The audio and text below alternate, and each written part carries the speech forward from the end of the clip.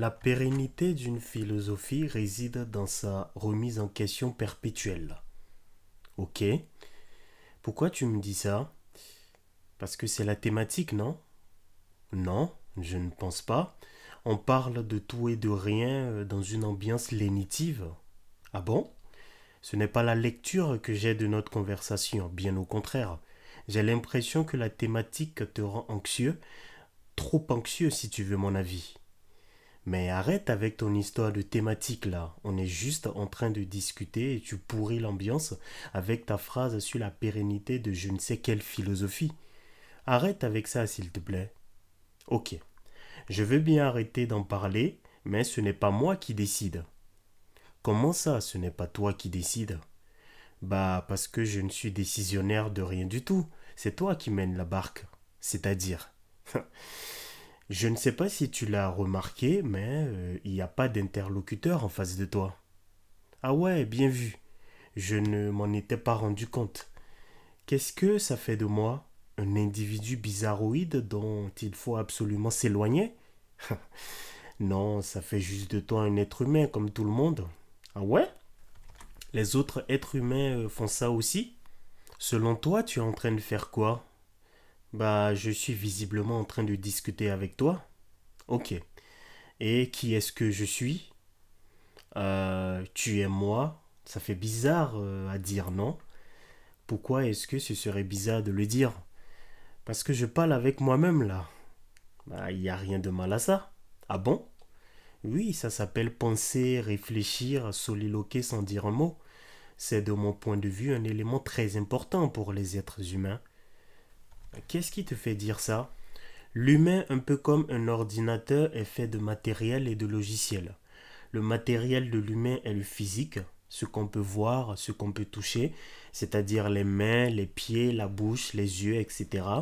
Et le logiciel, c'est le système de pensée, là où les philosophies de vie, une certaine forme de spiritualité que je pense indispensable à tout être humain. La spiritualité? C'est quoi ça? Alors, c'est un peu compliqué à expliquer, mais plutôt simple dans l'idée. Si je reste sur la définition que je viens de donner de l'humain, et si je l'applique à toi, la spiritualité est le donneur d'ordre de ton système logiciel. C'est-à-dire, la spiritualité régit la relation que tu as avec toi-même, ou plutôt avec ton toi intangible. Et si je comprends bien, mon moi intangible, c'est toi? Pas exactement. Je pense plutôt en être une manifestation. Ok, je récapitule. Tu penses être une manifestation intangible de mon moi intangible? Ça fait trop d'intangibilité là, non? Oui, effectivement, mais c'est ton monde spirituel et il est visiblement conçu de cette façon. Ok, admettons. Tu dis penser être une manifestation de mon moi intangible, donc ça veut dire qu'il y en a plusieurs? Je n'en sais rien. Je sais juste que j'existe pour une raison qui m'échappe totalement et c'est en discutant avec toi que je découvrirai le pourquoi du comment. Discuter de quoi exactement? On en revient encore à ton histoire de thématique qui me rendrait anxieux? Oui, on en revient à ça. Mais je n'ai aucune idée de ce dont tu parles. J'estime ne pas être anxieux. Je suis plutôt très zen actuellement. Dans ce cas, selon toi, pourquoi est-ce que je suis là? Je n'en sais rien. Tu es moi et je te parle, donc je suis visiblement en train de penser à un certain nombre de choses. Ok, effectivement, tu es en train de penser. On s'accorde sur ce point. Mais pourquoi est-ce que dans ces pensées, on en arrive à la thématique de la pérennité d'une philosophie? Je ne sais pas. C'est toi qui as sorti cette phrase. Ok, je me répète, mais je n'existe que dans ta tête. Donc, ce n'est pas toi qui as sorti cette phrase, elle vient plutôt de moi. Ok, super, on avance. Tout doucement, mais on avance quand même. Du coup, pourquoi est-ce qu'on en arrive à parler de pérennité philosophique et pourquoi tu sembles sur la défensive quand je parle de ton anxiété par rapport à tout ça? Franchement, je n'en sais rien. C'est peut-être ça qui m'angoisse justement. J'ai l'impression que la thématique est importante pour moi, mais je ne sais pas pour quelle raison. T'inquiète, on va trouver ensemble de quoi il en retourne. Je ne sais peut-être pas pourquoi je pense à cette thématique, mais je sais que tout ce qui me traverse l'esprit n'est pas forcément ce que je pense. Peut-être que cette thématique est juste quelque chose qui me traverse l'esprit. C'est vrai qu'il y a effectivement une différence entre ce qui te traverse l'esprit et ce que tu penses vraiment. Ce qui te traverse l'esprit est généralement une idée farfelue sortie de je ne sais où et que tu regardes passer tel un train ne s'arrêtant pas à ta gare. Par contre, ce que tu penses est plus personnel. Tu en es l'instigateur et le destinataire. Ça peut partir de quelque chose qui te traverse l'esprit, mais pour que ça devienne une pensée, c'est que tu as eu le temps de la décortiquer, de l'observer sous toutes ses formes et de te l'approprier. En ce qui concerne notre thématique de pérennité philosophique et au vu de ce que je viens de dire, est-ce que tu penses vraiment que c'est quelque chose qui t'a traversé l'esprit? Non, je ne pense pas. Ça fait un moment déjà qu'on est en train d'en parler, donc on est loin de la configuration du train qui passe sans s'arrêter. Alors, pourquoi est-ce que je pense à ça? Je ne sais pas. Je te propose de parcourir tranquillement tous les mots, toutes les phrases qu'on a échangées en pensant philosophie et pérennité. Peut-être que tu auras un déclic. Ok, on a parlé de ça, ensuite de ça. Ah, j'ai compris un truc. Dis-moi tout. Tu dis penser être une manifestation de mon moi intangible. Et je te demandais s'il y en a plusieurs. Oui, c'est vrai, tu me l'as demandé. Où veux-tu en venir? J'en viens au fait qu'il y a effectivement plusieurs manifestations, mais qu'elles ne sont pas toutes de mon moi intangible. Qu'est-ce qui te fait dire ça? Je dis ça par rapport à ce dont on a parlé tout à l'heure, notamment de la différence entre ce qui me traverse l'esprit et ce que je pense vraiment. De mon point de vue, ces deux concepts s'illustrent en moi par des manifestations que je retiens ou que j'ignore en fonction de la configuration. Tu es visiblement une pensée, donc tu es relié à quelque chose de très important, un message que veut me transmettre mon moi intangible et qui a un rapport avec la spiritualité vu qu'on en a parlé. Déjà, on parle depuis tout à l'heure de mon moi intangible, mais qu'est-ce que c'est exactement? Je pense que c'est ce qui te définit de façon intrinsèque. Ce que tu es au-delà de ton physique, c'est-à-dire l'origine de ton système logiciel. Ok, c'est donc une définition qui vient de moi, vu que toi, c'est moi. Bon, j'ai encore un peu de mal avec ça, mais on va y arriver. Tu disais tout à l'heure, ou plutôt j'ai compris de ce que tu as dit tout à l'heure, que la spiritualité définit l'être humain. Que voulais-tu dire par là? Alors, je clarifie un peu. Ce qui définit l'être humain, c'est son soi intangible. C'est vrai qu'il n'y a pas que le soi intangible, il y a également le physique qui est en réalité, ou plutôt qui devrait être en réalité une continuité de l'intérieur, la manifestation tangible et ultime du soi intangible. Mais force est de constater que ce n'est pas toujours le cas, d'où l'importance de la spiritualité.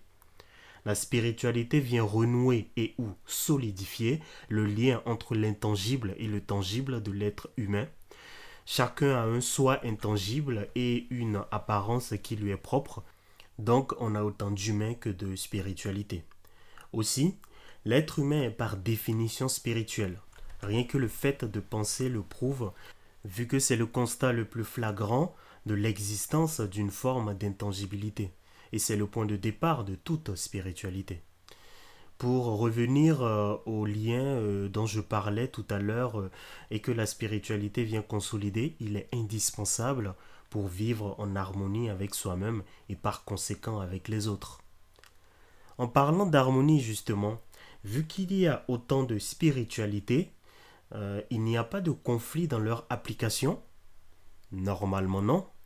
Le tout est de comprendre les fondamentaux de sa spiritualité. L'objectif est d'être en phase avec soi-même, donc d'être à son aise, d'être bien et de se sentir épanoui dans sa temporalité. Si chaque être humain arrive à faire ça, alors tous les êtres humains sont épanouis et par conséquent vivent dans la paix. Le mot-clé est bienveillance. Et je parle de bienveillance sincère, absolue et infinie. Dans les faits, ce n'est pas facilement applicable, mais le tout est d'œuvrer sincèrement au quotidien pour arriver à faire preuve de ce type de bienveillance, car notre coexistence pacifique en dépend. Où est-ce que toi tu en es de ta spiritualité? Je ne sais même plus si j'en ai toujours une, et c'est peut-être ça qui t'a emmené à parler de pérennité philosophique. Ça semble intéressant. Développe. Quand on y pense, la spiritualité est une philosophie ou un ensemble de philosophies dont le but, comme tu disais, est de créer et ou de renforcer le lien entre le tangible et l'intangible en l'humain. Mais force est de constater que ces derniers temps, je suis en proie à énormément de doutes concernant ma philosophie spirituelle. Ok, je pense qu'on a touché du doigt l'origine même de toute cette conversation. Tu penses? J'en suis même sûr. Du coup, quelle est selon toi ta philosophie spirituelle? Je ne me suis jamais posé la question, mais je pense que ça tourne autour de Dieu.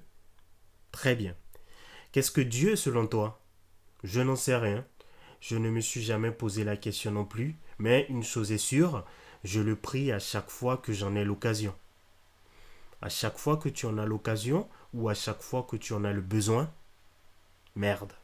Tu poses des questions trop pertinentes là. Effectivement, je le prie à chaque fois que j'en ai le besoin. Je me sens mal de dire ça. Mon but n'est pas de te juger, mais juste de comprendre, comme je te disais tout à l'heure, pourquoi est-ce que je suis là? Pourquoi je suis cette pensée qui arrive dans cette temporalité? Pourquoi doutes-tu de ta philosophie spirituelle? Parce que j'ai l'impression que quand je prie Dieu, il n'y a rien qui se passe. Je n'ai aucun retour, aucun résultat, et ça me fatigue, ça me frustre, ça me désespère. Ok, évitons le désespoir, essayons plutôt de nous imposer l'espoir en toutes circonstances, et pour ce faire, dans notre cas de figure, il nous faut comprendre un certain nombre de choses. Tu pries depuis un moment, c'est ça?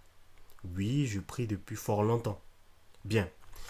Et à quoi ressemblent tes prières généralement? Bah, ça ressemble à des demandes perpétuelles de choses que j'estime importantes pour moi. Ok. Ma question n'était pas pour remettre en question ta façon de prier, mais plutôt pour comprendre le processus. T'inquiète, je l'ai pas mal pris. Super. Est-ce que tu peux me montrer un exemple de prière? Ok. Seigneur, aide-moi à comprendre pourquoi je doute et à trouver rapidement du boulot. Et je te remercie pour tout ce que tu fais pour moi. Tu vois, le silence est assourdissant. Il ne me répond jamais et c'est toujours comme ça. Donc, si je comprends bien, tu t'attends à un résultat immédiat. Bien sûr que oui. Ok, on va décortiquer ta prière. Ça fait combien de temps que tu cherches du boulot? J'ai décidé de commencer à chercher du boulot hier. Je suis encore en train de finaliser mon CV. Intéressant. Donc tu veux une réponse immédiate par rapport à un projet dont tu n'as même pas encore posé la première pierre? Ouais, tu as raison. C'est vrai que dit comme ça, elle est abusée ma demande. Je ne peux objectivement pas avoir de boulot si je n'ai pas fait des démarches au préalable, notamment faire mon CV et l'envoyer à qui de droit. Ok, ravi qu'on se comprenne. En plus, vu que je suis dans ta tête et que je te connais un peu, je sais que ce n'est pas la première fois que tu fais ce genre de demande dans ce genre de configuration. Ouais, c'est vrai, je suis expert dans ce genre de demande-là. Il faut justement que j'y remédie. C'est très bien que tu t'en rendes compte. Ensuite, tu le remercies pour tout ce qu'il a fait pour toi. Ça veut dire qu'il a fait des choses pour toi, n'est-ce pas? Oui, effectivement. Mais ces derniers temps, c'est un peu léger. Je ressens moins la connexion avec lui. Est-ce possible qu'il fasse des choses pour toi et que tu ne t'en rendes pas compte? Ouais, c'est possible. C'est même sûr. Qu'est-ce qui te rend sûr de ça? Parce qu'après coup, je l'ai constaté à maintes reprises. Ok. Donc, il fait des choses pour toi, que tu t'en rendes compte ou pas, mais le fait est là. Dans ce cas, pourquoi est-ce que tu le remercies à la fin de ta prière? Parce que moi, quand tu me rends un service, la première des choses est de te remercier avant de demander autre chose. C'est vrai, tu as raison. Il aurait fallu que je le remercie avant toute chose. Qu'on se comprenne bien. Mon but n'est pas de te faire changer d'avis ou de façon de procéder dans ton rapport avec ce que tu estimes appeler Dieu. Moi, je veux juste comprendre. Je sais très bien. Et si je change d'avis, ce n'est pas parce que ce que tu dis me convainc, mais plutôt parce que je me convainc moi-même en analysant et en jugeant la pertinence de tes propos, car in fine, c'est ma vie, mes choix, mes décisions, mes conséquences, ma responsabilité, et je ne viendrai pas te voir pour te reprocher les conséquences des actes que j'ai posés, même si c'est en discutant avec toi que je me suis convaincu de changer de façon de faire. Je prends tout ce que tu dis comme un point de vue tout simplement. Ok, super. Ça reste ton point de vue aussi, vu que je suis toi, mais on se comprend dans l'idée. Exactement. Ok, revenons à ta prière. On a parlé de la temporalité du remerciement et de l'attente d'un retour à une demande qui doit être corrélée avec des actions concrètes. Mais est-ce que tout ce que tu demandes est bon pour toi? Pas toujours. Et je m'en rends compte après, notamment quand je n'ai pas gain de cause, mais qu'une autre opportunité se présente. Ok, super. Donc, on en revient au fait qu'il y a des choses qui sont réalisées dont tu ne t'en rends pas forcément compte sur le coup. Exactement. Ok. Pour finir avec ta prière, tu as demandé à ce qu'il t'aide à comprendre pourquoi est-ce que tu doutes. Oui, effectivement, je lui ai demandé ça. Très bien. Selon toi, qu'est-ce qu'on est en train de faire depuis tout à l'heure? On décortique ma prière? Mais plus globalement, on fait quoi? On parle de ma spiritualité. Ok. Et qu'est-ce qui cloche actuellement dans ta spiritualité? Je doute. Ah ouais, j'ai compris. On est en train d'essayer de comprendre pourquoi est-ce que je doute de ma spiritualité. Exactement. Est-ce que tu vois là où je veux en venir? Je pense que oui. Et où est-ce que je veux en venir? Tu veux en venir au fait que Dieu n'a pas de problème avec moi, mais c'est visiblement moi qui ai un problème avec lui. Tu as tout compris. Le tout est de savoir pourquoi tu as un problème avec ce que tu estimes appeler Dieu et qui régit ta spiritualité. Donc, tu as un problème existentiel, vu que la spiritualité définit ton existence harmonieuse, comme on l'a vu tout à l'heure. Je ne sais toujours pas pourquoi je doute, je n'arrive toujours pas à mettre le doigt dessus. Ok, je t'ai demandé tout à l'heure ce qu'est Dieu pour toi, et tu n'as pas su me répondre. Oui, comme je te disais, je ne me suis jamais posé la question. C'est peut-être le moment de le faire, non? Il est peut-être là ton problème. Pourquoi penses-tu ça? Parce que tu pries souvent, très souvent même, et tes prières sont dirigées vers Dieu. Mais tu ne le connais pas. Tu ne sais pas définir ce qu'il est ou ce qu'il représente pour toi. Donc c'est un peu normal que tu fasses une remise en question en te demandant l'intérêt de tout ça. Et s'il faut que tu continues à prier, tout simplement. Je pense que quand tu sauras ce que tu estimes appeler Dieu, votre rapport sera plus solide et quelque part plus légitime à tes yeux. Et toi, tu n'as pas une définition de Dieu? Ce n'est pas ma définition qui importe, mais la tienne. Vu que c'est ta spiritualité, c'est de ton harmonie dont il s'agit, et c'est à toi de trouver le chemin spirituel qui te correspond le mieux pour y arriver. Je pense que le parcours spirituel est individuel et non collectif. C'est vraiment propre à chacun, quoi. Donc, je doute parce que les bases de ma relation avec Dieu ne sont pas solides. Je pense que oui. Le socle de ta relation avec Dieu se manifeste comment? C'est-à-dire, quelle est la base de ta philosophie spirituelle? Ma philosophie spirituelle se base sur ma croyance en lui, notamment en sa capacité à me guider et à me maintenir sur le droit chemin. Ok, je pense que tu doutes de cette base justement, et ça implique que tu doutes de ce qui te définit comme étant un être humain, vu que Dieu régit ta spiritualité et que ta spiritualité te définit comme étant un être humain. Ne renie pas ta spiritualité, car sans elle, tu n'es que matériel, une coquille vide, un zombie. Aussi, il ne faut pas oublier qu'une certitude sans une bonne dose de doute n'est qu'une hypothèse, et que c'est dans le doute que la foi se renforce ou s'étiole. Du coup, il est important de savoir ce qui régit ta spiritualité, en l'occurrence Dieu.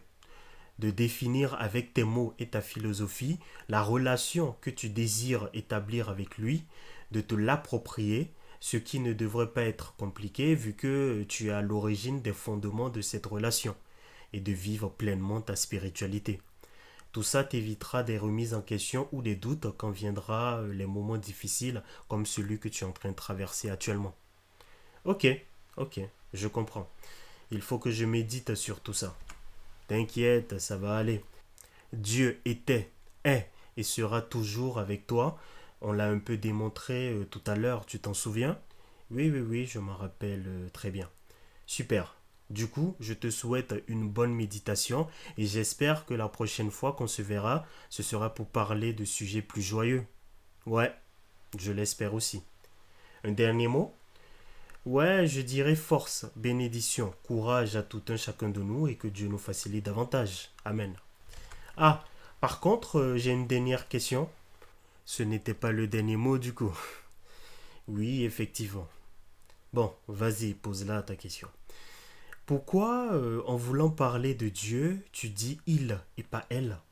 Et pourquoi tu utilises systématiquement le singulier et non le pluriel?